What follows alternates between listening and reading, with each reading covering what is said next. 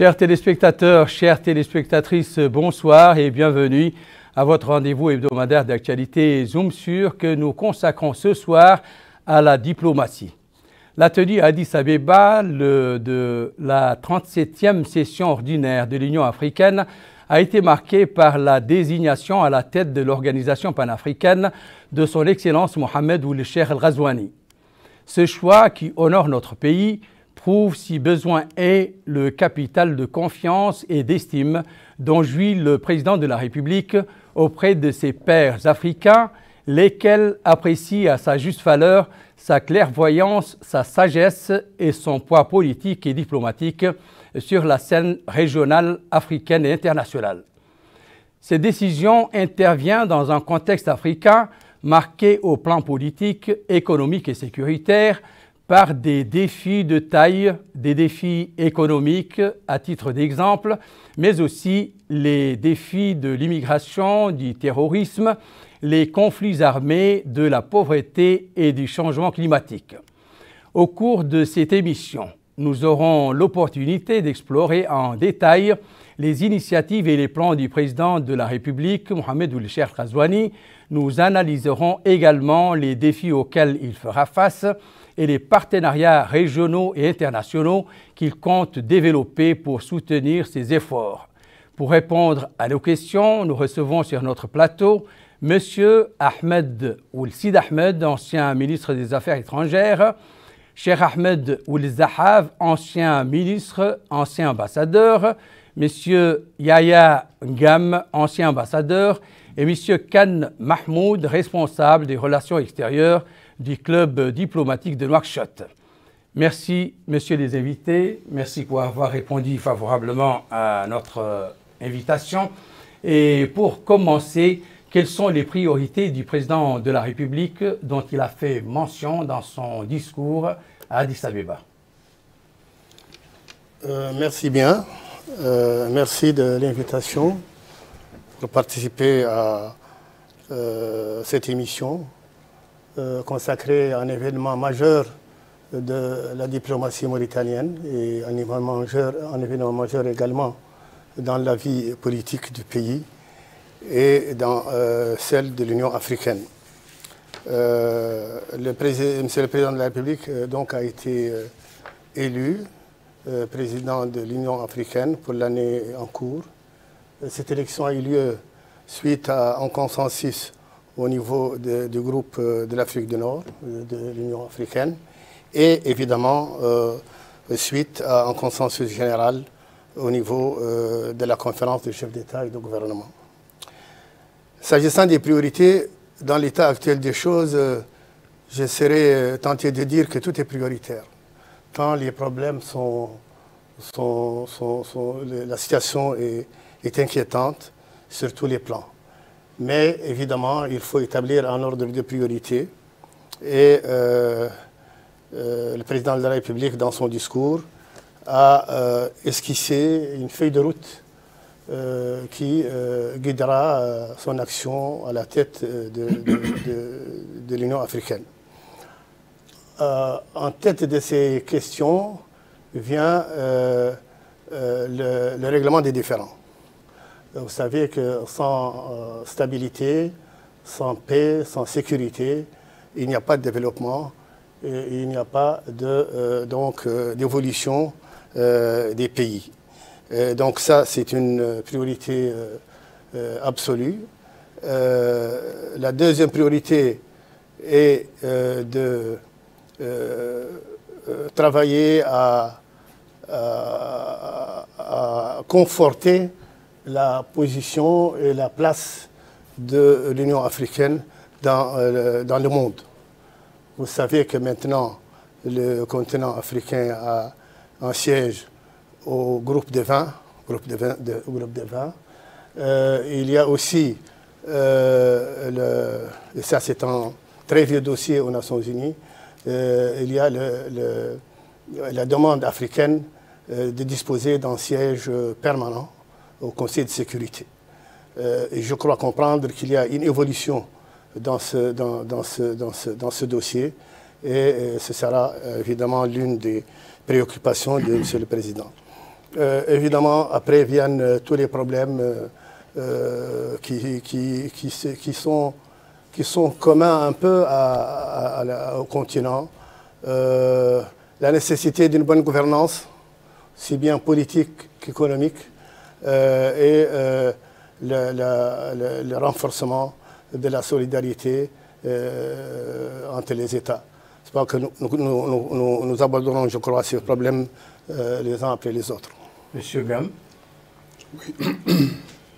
Je vous remercie de l'invitation qui nous a été faite pour parler de l'élection du président de la République à la tête de l'Union africaine au titre de la présidence tournante pour l'année 2024. Bien entendu, nous nous félicitons de cette élection qui est une preuve de la crédibilité de notre pays et de sa diplomatie, qui est aussi une marque de confiance à l'endroit du chef de l'État. Oui, en effet, le président de la République, dans son discours de clôture de la 37e session du sommet, a tracé la feuille de route de son mandat. Il a cité un certain nombre de questions, un certain nombre de sujets sur lesquels il s'engagera à côté de ses pairs africains. En effet, il a parlé n'est-ce pas, de la sécurité, parce que sans sécurité, il n'y a pas de développement. Il a parlé de la promotion des droits de l'homme et du respect de l'état de droit. Il a parlé bien sûr du développement économique, et je pense que pour le développement économique, il y a lieu de renforcer et de redynamiser les communautés économiques régionales, les CER, comme le terme consacré, et parce qu'en réalité, l'Afrique est divisée en 5 régions, et chaque région devrait pouvoir se développer par une coopération régionale poussée. Et je pense que le président de la République, dans son discours, a dit qu'il fera tout pour le renforcement de ces communautés-là. Il a également parlé de sa volonté de montrer la présence de l'Afrique sur la scène internationale en citant les grands dossiers que sont, n'est-ce pas, l'octroi d'un siège permanent de l'Afrique au Conseil de sécurité, et également une position forte commune du continent sur des grandes questions comme les changements climatiques dans le cadre, n'est-ce pas, des objectifs de développement durable, ODD, qui vont arriver à terme en 2030. Je pense qu'il y a un certain nombre de défis et de sujets sur lesquels l'engagement a été pris, et les détails peut-être nous y reviendrons plus tard. Merci. Monsieur Cheikh Ahmed.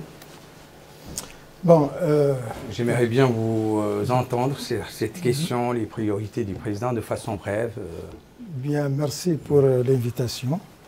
Et d'abord, on se félicite en tant que Mauritanien, en tant que patriote mauritanien, de cette élection du président à la tête de l'Union africaine pour cette année. Bon, s'agissant des priorités, si on revient au discours d'investiture du président, on va se rendre compte qu'il a fait d'abord un diagnostic de la situation du continent. Il a passé en revue tous les défis auxquels le continent fait face. Et par conséquent, il a esquissé une sorte de feuille de route pour le règlement de toutes ces questions, y compris les questions relatives à la sécurité, relatives à la lutte contre le terrorisme, les questions relatives à la gouvernance économique, à la gouvernance politique, etc. Et par conséquent, je pense que les thèmes majeurs dont il a parlé, c'est des thèmes qui rendent suffisamment compte des défis auxquels le continent fait face. Monsieur Khan Mohamed. Mahmoud. Non, merci beaucoup. J'ai fait mienne, bien entendu, les félicitations qui ont été exprimées par mes collègues autour de cette table. Et pour dire que nous sommes bien entendu très fiers de cette élection de notre président à la tête de l'Union africaine pour cette année. Les priorités ont été évoquées par les amis. Maintenant, comment s'y prendre pour s'y attaquer, pour trouver les solutions idoines face à ces priorités? Moi, je pense que ce qu'il y a lieu de faire, c'est d'essayer de mutualiser les efforts. On élit un président de l'Union africaine pour un an. Ce président, il a ses pairs qui doivent le soutenir. Ce président, il a une commission de l'Union africaine qui est l'organe exécutif de l'organisation qui doit le soutenir dans tous les aspects de la mise en œuvre de ses priorités. Et moi, je pense que pour prendre en charge ces priorités, il faut se dire que c'est un travail collectif, qui demande à tout un chacun de mettre un peu du sien pour qu'on avance dans la mise en œuvre de ça. En commençant par les Mauritaniens. Les Mauritaniens doivent soutenir le président de la République. Au cours de cette année 2024, en tant que président de l'Union africaine, il y aura beaucoup d'activités qui seront entreprises. Et parmi ces activités, nous aurons à recevoir des hôtes à Nouakchott. Nous aurons organisé certaines réunions sectorielles. Donc au niveau de notre pays, je crois que les Mauritaniens devraient se mobiliser pour qu'à chaque fois qu'on a ces événements, que les choses se fassent dans les conditions les meilleures. Bien entendu, j'ai fait référence au père du président de la République. Bien entendu, il va compter sur ce soutien-là également. Et moi, je suis optimiste que cette présidence se fera dans les meilleures conditions possibles. Espérons-le, et vous conviendrez avec moi, le défi sécuritaire est sans nul doute un défi majeur, aussi bien pour le continent. Dans quelle mesure peut-on bâtir un système de sécurité efficace pour les pays du continent en partant de l'expérience de la Mauritanie? Effectivement, le défi sécuritaire est important. J'y ai fait référence tout à l'heure en disant qu'il conditionne un peu tout, le développement, la marche vers le progrès.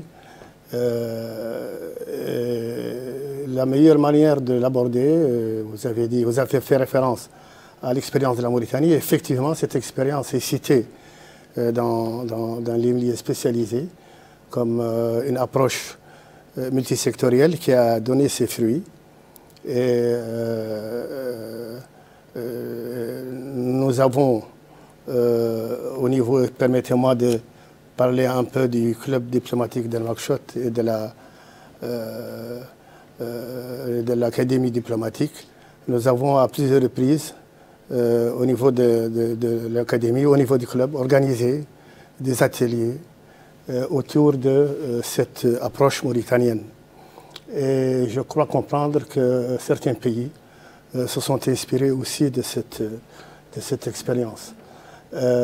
L'occasion donc est donnée à l'Afrique tout entière, à travers son président en exercice, donc notre président, de s'inspirer également de cette approche. Une approche multisectorielle qui prend en compte tous les aspects et tous les paramètres et toutes les causes de l'instabilité, de l'insécurité, et donc qui n'exclut personne. Je crois aussi comprendre que les bailleurs de fonds et surtout les agences spécialisées des Nations Unies s'intéressent à cette approche et sont prêtes à aider à sa mise en œuvre. Cela n'empêche pas qu'actuellement nous avons des foyers de tension. Dans notre voisinage immédiat, et au-delà. Et donc, je crois que c'est ça, pour cela que le président a inscrit cette question parmi ses priorités. Je dois dire aussi qu'au niveau national, cette approche pour être viable et pour pouvoir être mise en œuvre, doit faire appel et inclure tous les acteurs nationaux.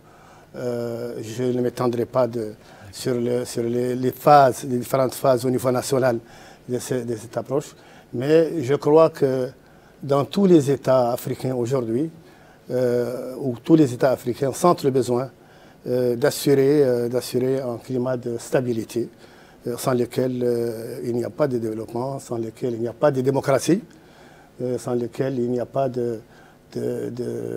d'espoir, d'horizon de développement pour les peuples. Monsieur Ngam, le président de la République, président de l'UIA également, comment peut-il tirer profit de l'expérience de la Mauritanie, dont il est le seul artisan, et en faisant tirer profit l'Union africaine de cette expérience mauritanienne dans le domaine sécuritaire? Oui, je pense que pour mieux comprendre ou pour mieux aborder une situation, il faut d'abord comprendre les causes. Je pense que les difficultés en matière de sécurité auxquelles font face la plupart des États du continent est liée à un certain nombre de choses qui font que les populations, la jeunesse particulièrement, perd confiance en l'État, perd confiance aux gouvernants, ce qui fait que d'autres solutions sont toujours envisagées. Et malheureusement, comme vous le savez, la pauvreté est le terreau du terrorisme, de l'insécurité. Je pense que l'expérience mauritanienne, qui est une expérience réussie, a allié bien sûr le dialogue, une approche, n'est-ce pas, inclusive, qui permet à toutes les couches de discuter et de dialoguer pour trouver des solutions aux différents problèmes. Nous savons tous aujourd'hui que l'Afrique, particulièrement la région sahélienne, est confrontée à l'effondrement de l'État, ce qui fait que les groupes terroristes ont, n'est-ce pas, créé une situation d'insécurité dans certains pays. D'ailleurs, cette situation a en outre eu comme conséquence majeure, n'est-ce pas, la prise de pouvoir par des moyens qui ne sont pas légitimes, les coups d'État, la prolifération des coups d'État. Tout ça, c'est parce que le terrorisme a gagné du terrain. Je pense que l'expérience mauritanienne, la sagesse du président peuvent être, n'est-ce pas, une source d'inspiration pour l'Afrique, pour permettre au continent d'aborder, de s'approprier d'abord de ces problèmes, parce qu'il faut que le continent s'approprie réellement de ces problèmes pour trouver des règlements qui sont conformes à ces réalités. Et comme l'a dit le président d'ailleurs dans son discours, nous devons essayer de régler nos problèmes. Bien entendu, nous sommes ouverts à toutes les coopérations qui nous permettent d'aller dans le bon sens. Monsieur le ministre, Cheikh Ahmed, Monsieur Ngam vient de le signaler, la propagation des tensions, des conflits armés et des groupes terroristes sont source d'instabilité et entravent les efforts de développement. Comment les pays africains peuvent-ils venir à bout de ces problèmes? Bon, je crois qu'il n'est un secret pour personne qu'aujourd'hui, l'une des préoccupations majeures des pays africains, c'est la prolifération de l'extrémisme violent qui sévit pratiquement dans tous dans toutes les zones du continent, excepté peut-être quelques pays. Et je crois que, en fait, comme vous l'avez dit, il n'y a pas de développement sans sécurité, il n'y a pas de quiétude, il n'y a pas de paix sociale, il n'y a pas de paix tout simplement avec les problèmes de sécurité, avec le terrorisme, avec tous ces problèmes qu'il engendre, aussi bien pour les États que pour les populations. Et je crois que, comme on dit à l'Union africaine, l'Union africaine, si le président de la République a pris donc la direction de l'Union africaine, compte tenu de son expérience dont vous avez parlé, c'est dire que c'est bien tombé. En fait, le président, avec son expérience dans le domaine de la sécurité, son expérience non seulement depuis le début de son mandat jusqu'à présent, mais son expérience bien avant cela. Les 14 dernières années, le président de la République était le principal acteur dans le domaine de la sécurité. Donc il a coordonné avec les pays de la sous-région, il a coordonné avec le G5 de son vivant, et il a coordonné avec tous les services de sécurité du monde, du monde tout entier. Donc c'est pour dire combien il est suffisamment imprégné des questions liées à la sécurité, des questions liées à la lutte contre le terrorisme. Et je crois que son expérience va beaucoup profiter aux pays africains, parce que déjà, il a la capacité de dégager une vision, non seulement dégager une vision, mais aussi de traduire cette vision dans les faits. Donc c'est pourquoi aujourd'hui, l'Union africaine, sur cette question, s'est dotée quand même d'une compétence avérée en la matière. Monsieur Mahmoud, comment les pays africains peuvent-ils mettre fin à ces problèmes de terrorisme, de conflits, et trouver les solutions appropriées pour... Vous savez, le terrorisme est un phénomène extrêmement dangereux. Le terrorisme n'a pas de frontières. Le terrorisme va au-delà d'un pays, il va au-delà d'une région. Il va à travers les frontières sur un continent et au-delà. Donc c'est un problème qui concerne tout le monde. En ce qui nous concerne en Afrique, malheureusement, comme on dit, le ver est dans le fruit déjà dans certaines parties de notre continent, et notamment dans le Sahel. Et heureusement, notre pays a été relativement épargné depuis que ce phénomène a pris racine dans cette partie de notre continent, par les efforts de notre gouvernement, par les efforts de nos forces armées. Mais rien n'est acquis à l'avance, parce que c'est à notre porte. Nous savons que l'épicentre du terrorisme, c'est à côté. Donc nous devons redoubler d'efforts, travailler avec les pays concernés, travailler avec la sous-région ouest-africaine et avec les pays du Maghreb, travailler au niveau du continent pour que cette question soit prise en charge de manière la plus sérieuse possible. Et de toutes les façons, déjà, il y a des initiatives qui ont été prises. Au niveau de la sous-région, nous savons que la CEDEAO est en train de mettre en place une force pour lutter contre le terrorisme.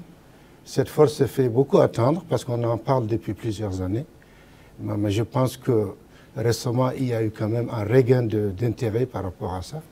Au niveau continental, nous avons ce que nous appelons la force en attente, qui non seulement doit s'occuper des problèmes de terrorisme, mais également des problèmes de conflit, là où il se trouve sur notre continent.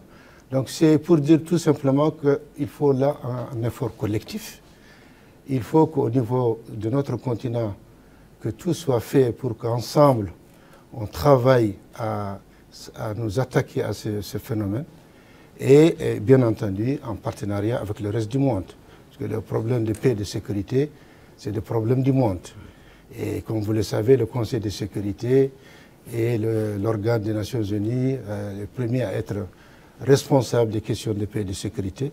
Tout ce que nous faisons, nous devons le faire en coordination et en partenariat avec le reste du monde, notamment en ce qui concerne le financement. Vous savez, ces questions-là requièrent beaucoup de moyens, et l'Afrique n'a pas tous ces moyens-là, des moyens financiers, des moyens logistiques, des moyens militaires. Et il faut qu'au niveau des Nations Unies, que cette coordination puisse faire et qu'on s'attaque à ces questions-là. Parce qu'on a vu ailleurs dans le monde, hein, parce que nous seuls, nous ne pourrons pas nous attaquer à ces questions sans qu'il y ait le soutien du reste du monde. Le président de la République a mis l'accent dans son discours d'investiture sur l'éducation en tant que priorité, des priorités et moyen efficace de promotion de la stabilité, du développement, de l'unité et de l'emploi. Donc, dans quelle mesure l'Afrique peut-elle investir dans l'éducation pour obtenir les résultats tangibles en matière de développement et d'emploi? Effectivement, l'éducation, comme vous savez, l'éducation est le thème central du 37e sommet de l'Union africaine. C'est le thème qui a été choisi comme central pour cette session. Et plus précisément, l'éducation, une éducation adaptée aux besoins et à l'environnement du XXIe siècle. C'est-à-dire une éducation qui soit une éducation ciblée, qui soit une éducation qui débouche sur le marché du travail, une éducation qui soit qui participe au développement du pays, c'est-à-dire à la formation des agents de développement,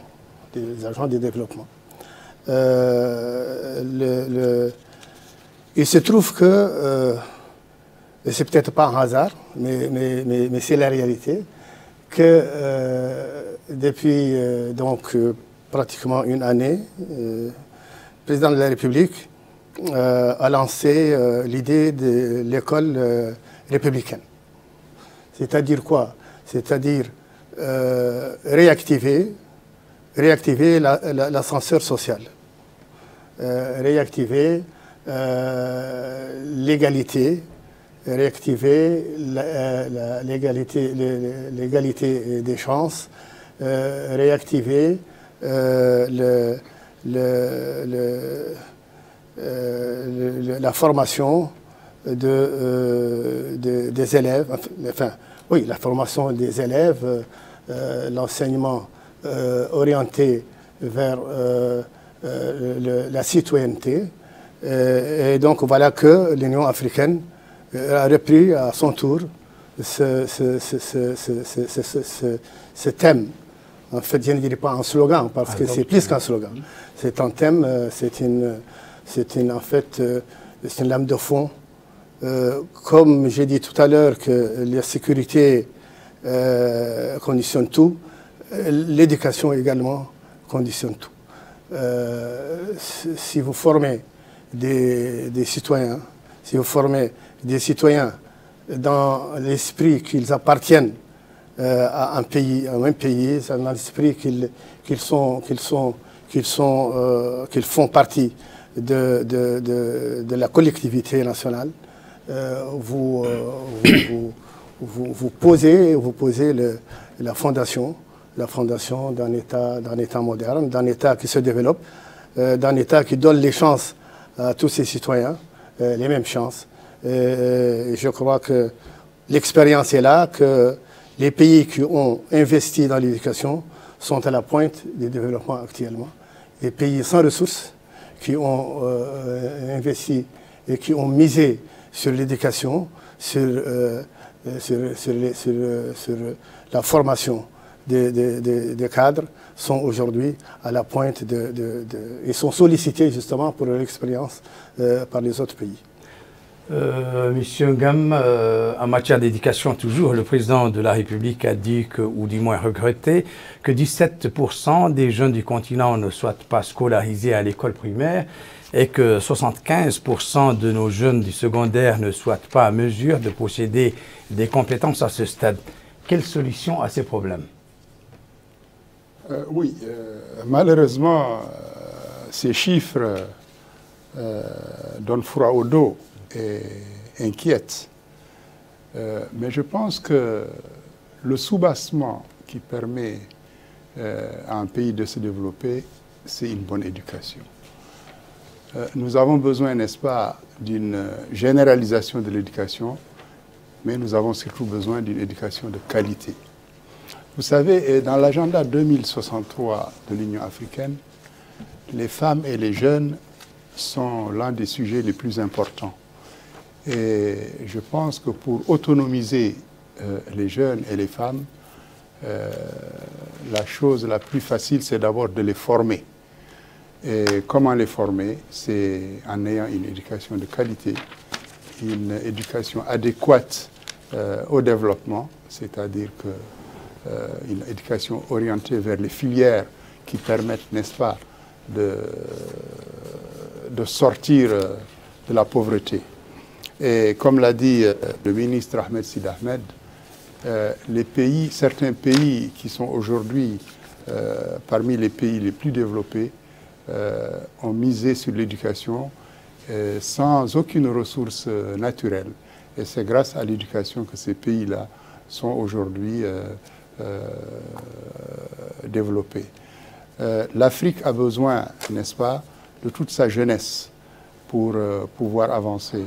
Et je pense qu'au-delà des réformes nationales, il y a lieu d'avoir, n'est-ce pas, une vision continentale pour améliorer l'éducation dans nos pays africains.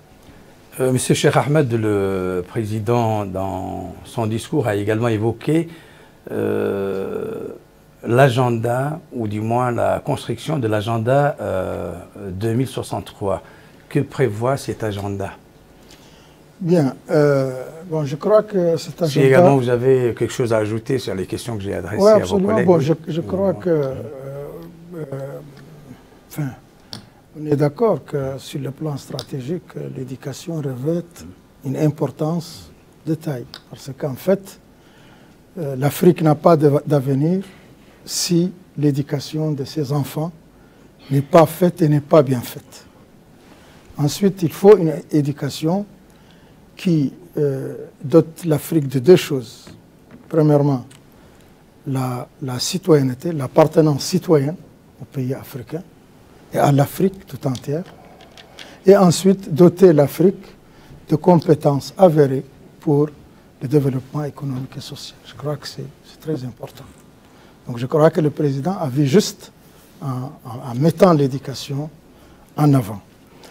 S'agissant maintenant de l'agenda 2063, je crois que c'est un agenda qui prévoit tous les aspects du développement, c'est-à-dire toute la gouvernance économique et politique de l'Afrique. Donc ça concerne les infrastructures, ça concerne tous les projets de développement, ça concerne tout ce qui permettra à l'Afrique effectivement c'est-à-dire de décoller sur la base de ses capacités et de ses potentialités économiques, sociales et sur la volonté politique de ses dirigeants. Monsieur Khan Mahmoud, le président de la République, a souligné par ailleurs au cours de la cérémonie d'investiture et dans son discours la nécessité de réformer l'Organisation des Nations Unies afin de renforcer la présence africaine dans ses instances dirigeantes.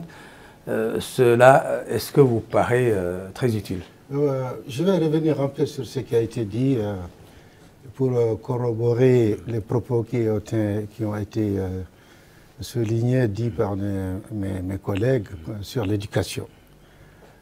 Pour souligner l'importance de l'éducation. Vous savez, il y a un adage qui dit que pour détruire un peuple, détruisez son éducation. Vous n'avez pas besoin de lui faire la guerre, de prendre des armes. Détruisez son éducation, vous le détruisez. C'est donc dire l'importance de l'éducation pour nos peuples.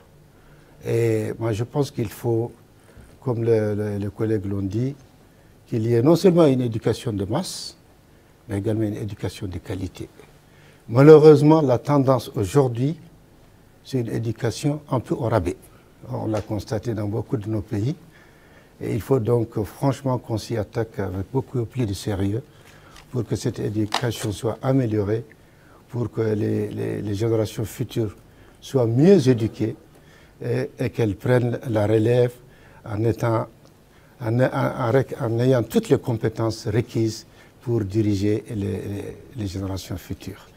Maintenant, en ce qui concerne la réforme des Nations Unies, vous savez, c'est un sujet qui a été discuté depuis déjà plusieurs années. Est-ce que c'est réalisable?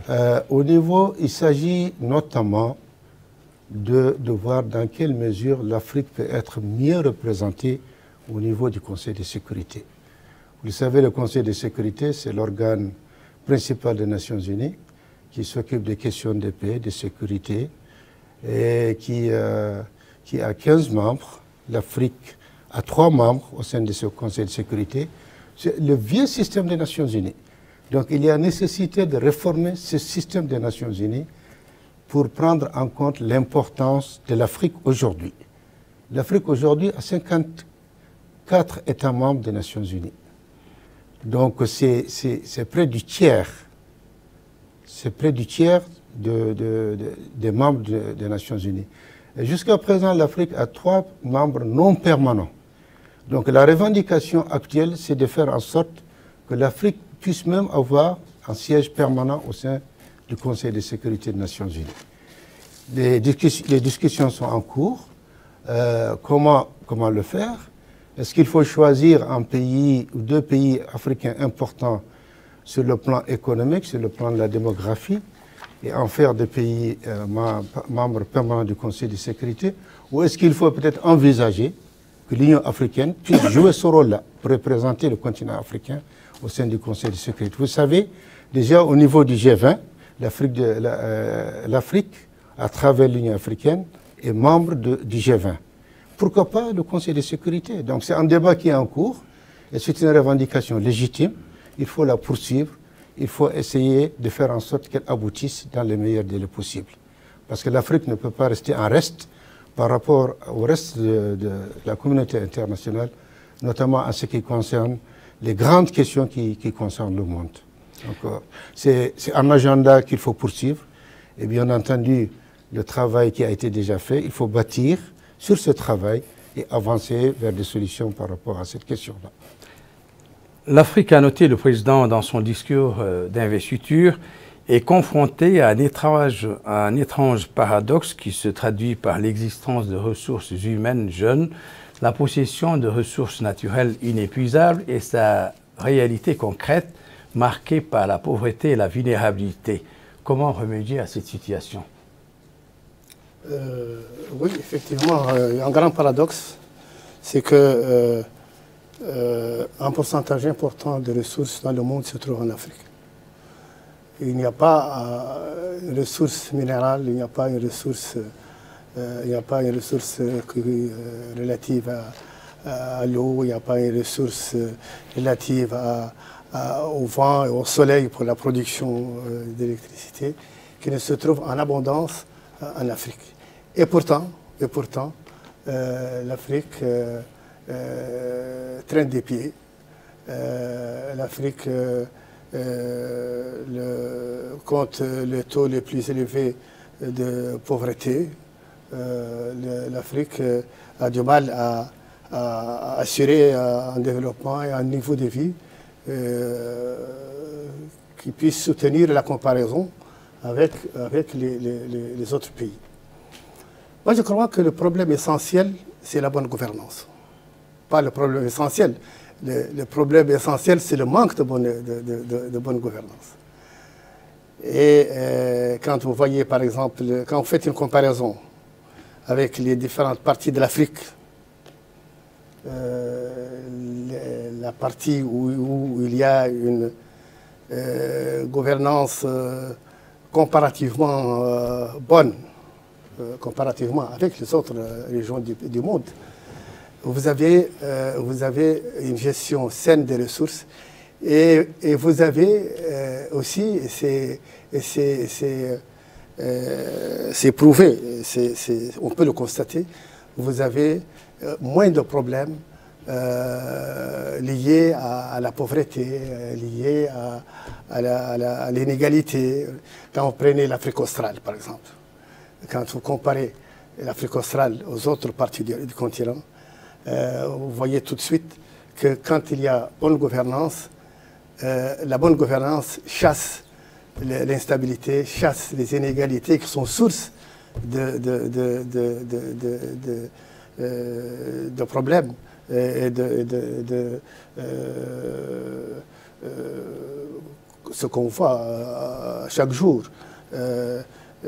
Donc, je pense que, et là aussi, c'est un thème central qui doit être abordé.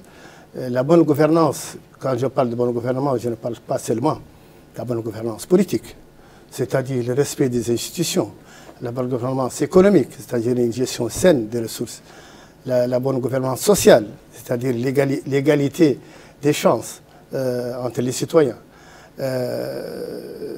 Et comme j'ai dit, l'expérience est là pour prouver cette relation de cause à effet entre la bonne gouvernance, le développement et le bien-être des peuples. Monsieur Ngam, comment l'Afrique peut-elle tirer profit de ses richesses, de sa jeunesse, pour se sortir de la pauvreté et émerger?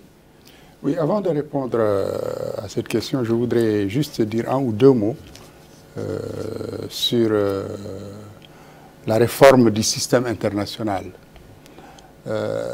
Comme l'a dit le collègue tout à l'heure, le Conseil de sécurité, c'est l'organe principal des Nations Unies.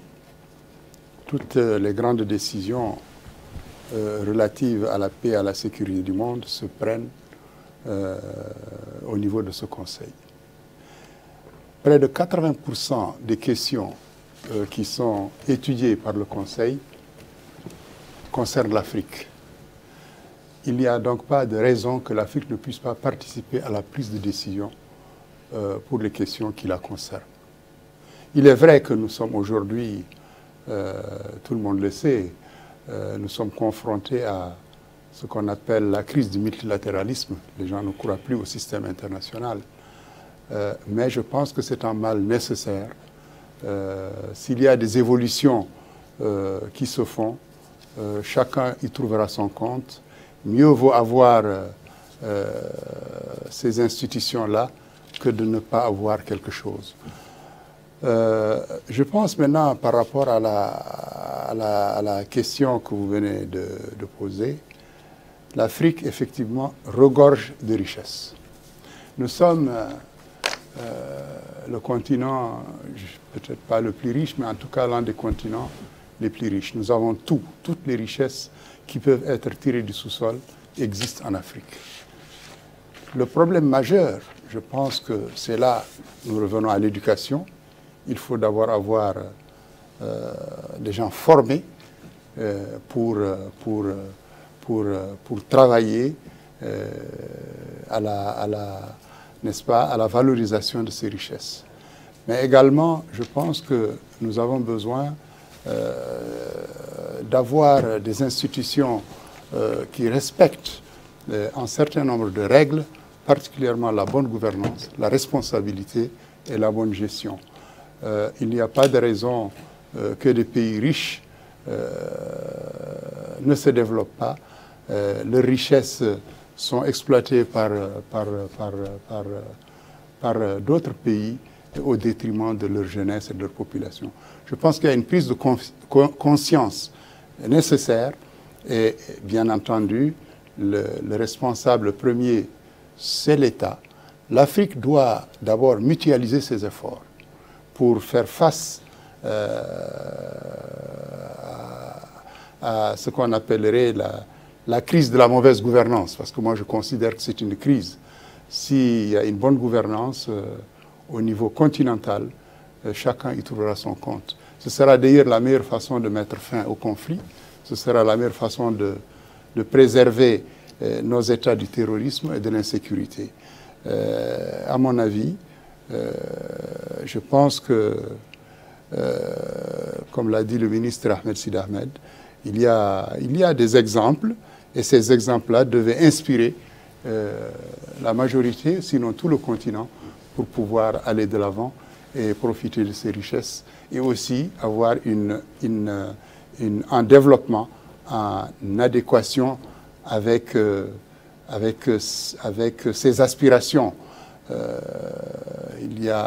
Nous, aujourd'hui, en Afrique, notre ambition n'est pas de conquérir les étoiles, mais notre ambition, c'est surtout d'assurer à chacun un minimum vital. Je pense qu'il y a des priorités et il faut partir de ces priorités pour pouvoir avancer.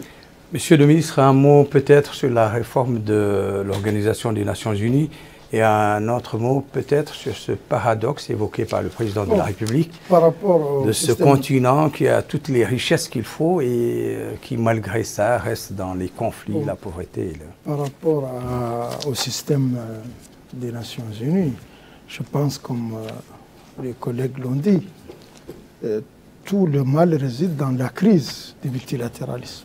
C'est-à-dire, en fait, si on ne croit plus au multilatéralisme, on ne peut pas entretenir des rapports, des relations entre les États, des relations saines entre les États, qui tiennent compte des revendications, des préoccupations des uns et des autres. S'agissant maintenant des ressources dont on dispose, des ressources humaines dont on dispose, des ressources naturelles, tout le mal aussi réside dans la mauvaise gouvernance. Si on arrive par la bonne gouvernance, aussi bien politique qu'économique, à régler les problèmes majeurs auxquels nous faisons face, nous allons pouvoir trouver les solutions adéquates. C'est-à-dire, en fait, s'il y a un bon partage des ressources, si les ressources sont mises à profit du développement qui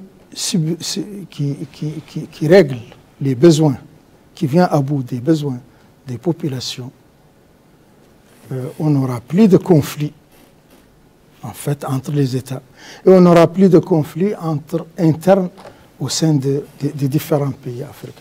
Parce que l'un des maux dont nous souffrons également, ce sont les conflits à caractère ethnique, les conflits à caractère communautaire, etc. Et ces conflits-là sont exaspérés par le fait que, en fait, on n'arrive pas à subvenir aux besoins des populations. Bon, ça c'est d'une part. D'autre part, la bonne gouvernance politique aussi. Il faudrait bien développer la démocratie en Afrique, l'alternance au pouvoir, la limitation des coups d'État, des changements anticonstitutionnels. Et il faut amener le peuple à participer à sa destinée, à participer à la gestion de ses affaires, qu'elles soient des affaires économiques ou des affaires politiques ou des affaires de tout autre ordre. Monsieur Khan Mahmoud, un mot sur les opportunités. Vous savez, le sujet qui se rapporte à la crise du multilatéralisme est un sujet très passionnant. Vous en avez parlé déjà. Parce que je voulais tout simplement dire que, compte tenu de cette crise à laquelle nous assistons aujourd'hui, il y a nécessité pour l'Afrique de s'unir davantage. Au lieu d'éclater, l'Afrique doit s'unir davantage pour parler d'une seule voix au niveau international, pour que cette voix puisse peser, pour que cette voix puisse avoir une influence sur les sujets qui nous concernent.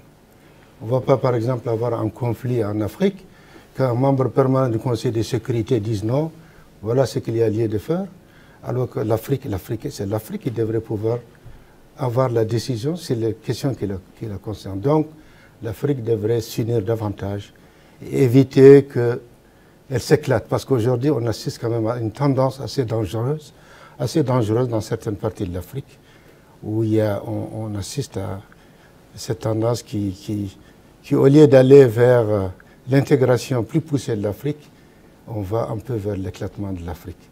Maintenant, parlant des ressources de l'Afrique.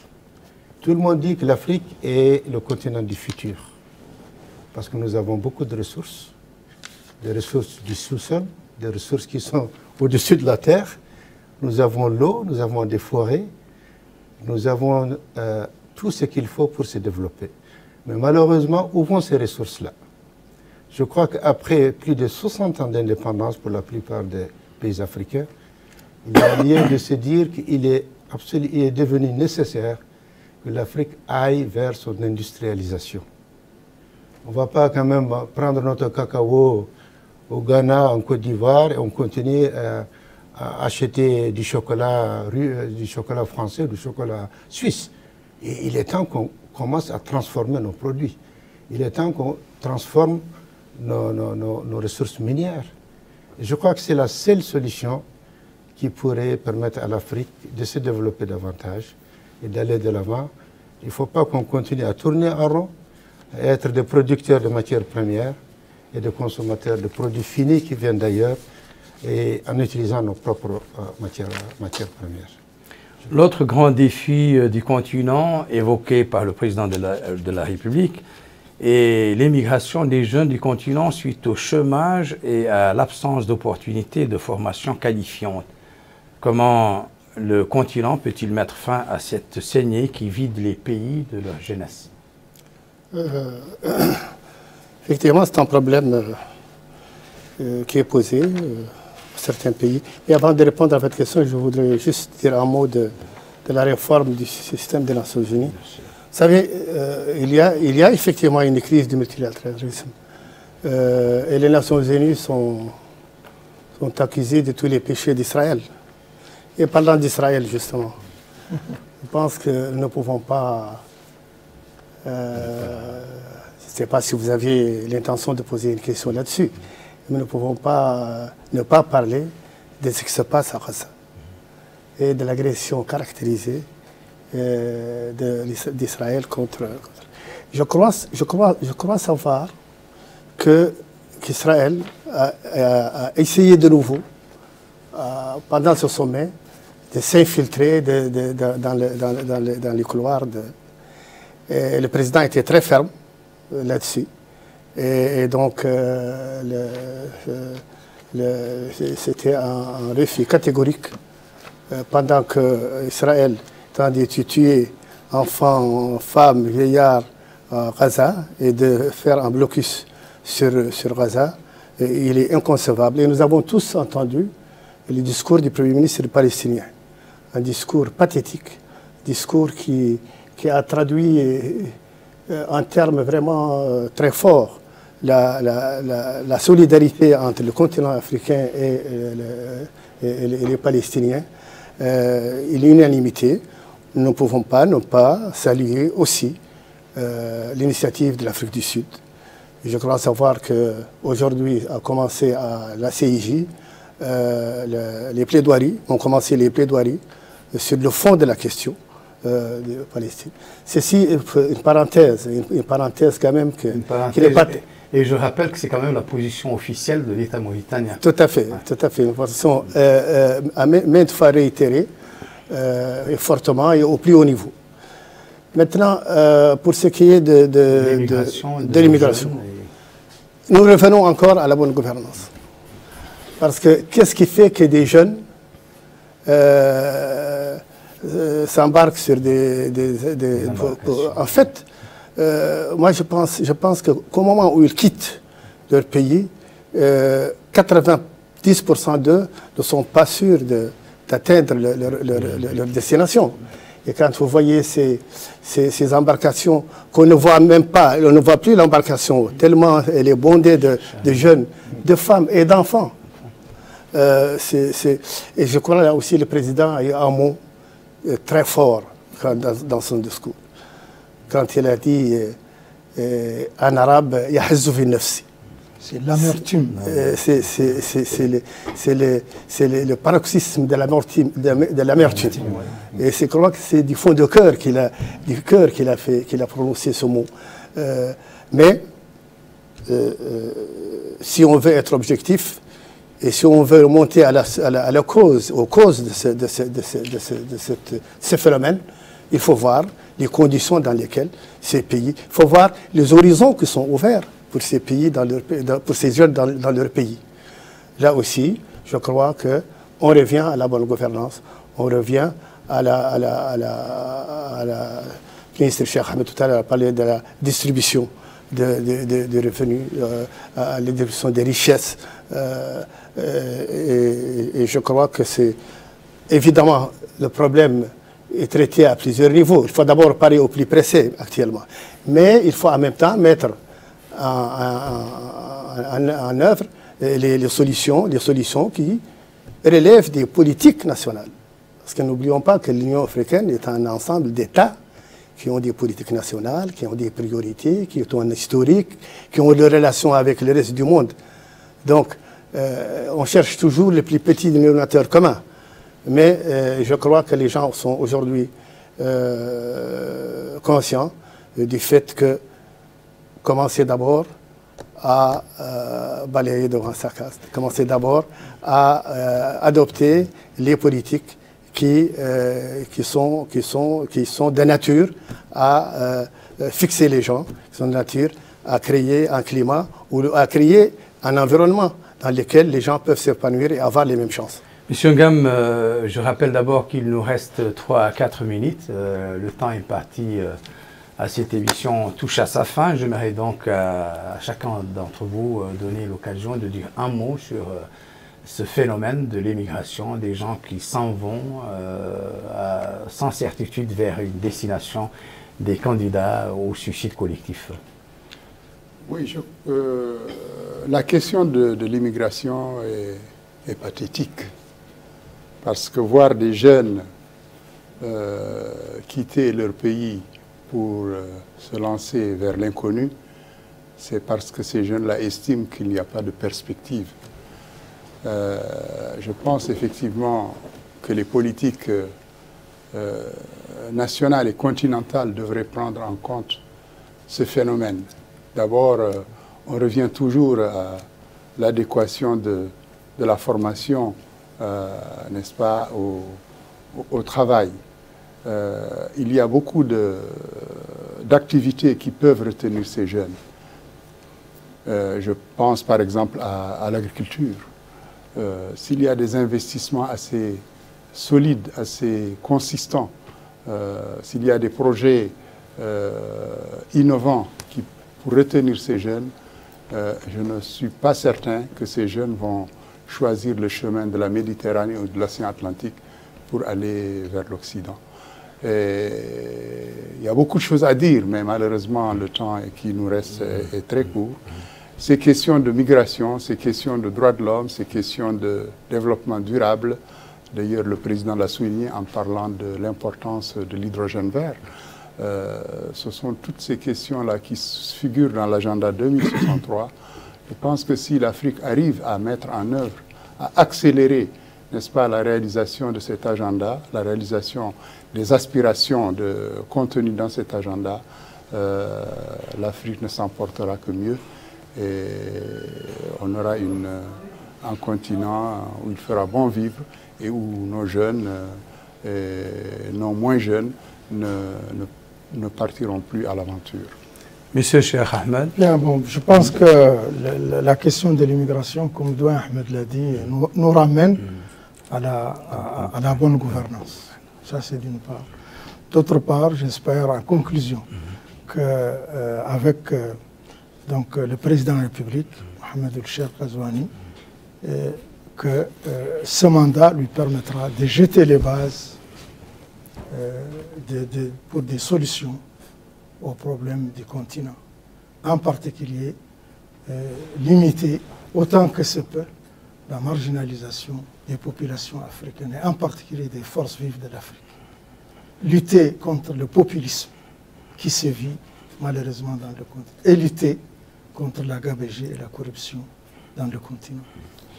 Monsieur Khan Mahmoud. Vraiment, très rapidement, tout a été dit. Moi, je pense que le problème de migration c'est tout simplement le résultat du désespoir. Le désespoir parce qu'il y a des conflits, il y a des pays et des zones où on ne peut plus vivre. C'est le désespoir parce que, comme les collègues l'ont dit, les ressources sont mal distribuées, parce qu'il n'y a pas de travail, il y a le chômage. Donc, il faut s'attaquer à ces défis-là pour s'attaquer à la migration. Donc voilà, je crois que c'est aussi simple que cela. Donc, espérons qu'on va être de plus en plus conscient de cette nécessité de s'attaquer à ces défis majeurs pour que nos jeunes ne puissent plus aller à l'aventure, se jeter à la mer en sachant tous les dangers que cela comporte. Considérant que c'est un dernier mot, je reviens à vous pour un dernier mot, à M. Ngam également, en une minute. Oui, quel espoir vous portez sur le mandat du président à la tête de cette organisation panafricaine? Le mandat du président commence avec un grand espoir que le continent africain, sous sa direction, trouvera les réponses adéquates aux problèmes qui se posent. Je ne dis pas résoudra les problèmes, mais trouvera, mettra en chantier les solutions adéquates pour cela. Je crois que dans cette aussi présidence, il y a un grand avantage, c'est qu'elle donne donc au président en exercice la possibilité de traiter avec tous les dirigeants du monde. On a parlé du G20, on a parlé des Nations Unies. Comme je tout à l'heure dit, et je n'ai pas complété mon idée, on traite souvent les Nations Unies de tous les maux, de tous les péchés. Mais je crois que quand on regarde un peu l'action de l'Organisation des Nations Unies, surtout dans le domaine social, on en vient à penser que si les Nations Unies n'existaient pas, il aurait fallu les créer, en fait. Monsieur Ngam? Oui, le mandat du président à la tête de l'Union africaine est un mandat qui va être assez difficile parce que le contexte est très mauvais. Il y a beaucoup de crises, il y a non seulement sur le continent, mais au niveau international. Mais je pense que le président de la République, compte tenu de son engagement pour la paix, pourra toujours aider au règlement des conflits, aider à faire entendre la voix de l'Afrique sur les grandes questions telles que les changements climatiques, telles que la situation actuelle au Proche-Orient, parce que nous avons besoin aussi à ce niveau d'avoir une position. La position de l'Union africaine est très claire, mais aussi les États sont souverains. Chaque État est un peu libre de ce qu'il fait. Et il appartiendra à la présidence de l'Union africaine pour l'année 2024, n'est-ce pas, de travailler pour qu'il y ait une harmonisation des positions. Parce qu'aujourd'hui, la question de Gaza, la question du blocus de Gaza, la question de tout ce qui se passe là-bas reste une question majeure dans la politique nationale. Enfin, il y aura certainement de grands rendez-vous cette année entre l'Afrique et le reste du monde et la voix du président certainement sera entendue sur tous les continents pour défendre les intérêts de l'Afrique. Merci donc à mes invités, merci également aux chers téléspectateurs, merci à nos invités d'abord qui sont venus se prêter à nos questions. Il s'agit de M. Ahmed Ould Sid Ahmed, ancien ministre des Affaires étrangères, Cheikh Ahmed Ould Zahab, ancien ministre et ancien ambassadeur, M. Yahya Ngam, ancien ambassadeur, et M. Khan Mahmoud, responsable des relations extérieures du club diplomatique de Nouakchott. Merci également à nos chères téléspectatrices et à nos chers téléspectateurs. Un grand merci à l'équipe d'El Mauritania qui ont permis la réalisation de cet énième rendez-vous de Zoom Sur et très prochainement à notre rendez-vous. Au revoir.